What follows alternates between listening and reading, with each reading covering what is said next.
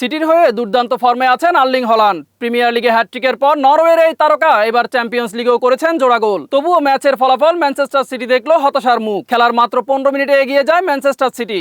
জাস্কো ভার্দিওলের cross থেকে দূরপাল্লার বুদ্ধিদীপ্ত শটে গোলের ঠিকানা খুঁজে নেন আর্লিং হল্যান্ড। এরপর চমক দেখায় মোনাকো। ডিবক্সের বাইরে থেকে জোরাল শটে গোল করে সমতায় ফেরান ডাচ ডিফেন্ডার জর্ডান ট্রেজে। ম্যাচের প্রথমার্ধে গোলের তীব্রতা বজায় থাকে। খেলার 44 মিনিটে আবারও গোল করে দলকে এগিয়ে নেন সিটি তারকা আর্লিং হল্যান্ড। বাঁ দিক থেকে আসা ক্রসকে দারুণ হেডে জালে পাঠান তিনি।